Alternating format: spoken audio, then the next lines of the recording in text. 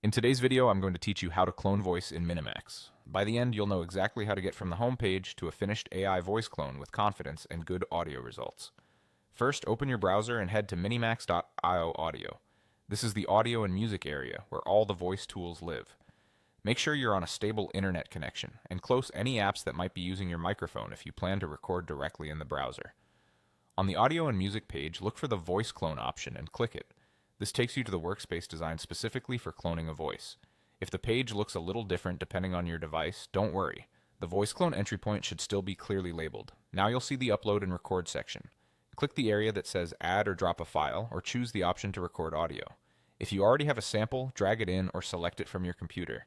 Aim for clear isolated speech, no music, no background chatter, and no heavy processing.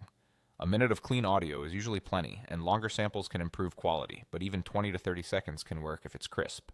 If you're recording here, speak naturally at a steady pace and use a quiet room. Keep the microphone about a hand's length away and avoid plosives by angling the mic slightly off center.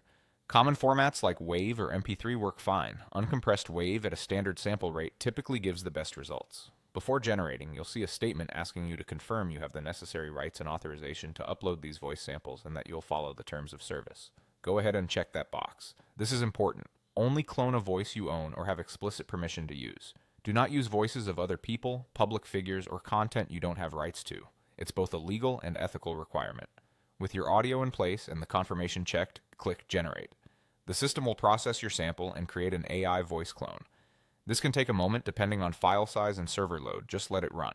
If processing stalls, double check that your file isn't corrupted and that your connection is stable, then try again. That's it. You navigated to the audio and music page, opened voice clone, uploaded or recorded a clean sample, confirmed you have the rights, and generated your clone. Follow these guidelines and you'll get a natural, accurate result you can confidently use in your projects.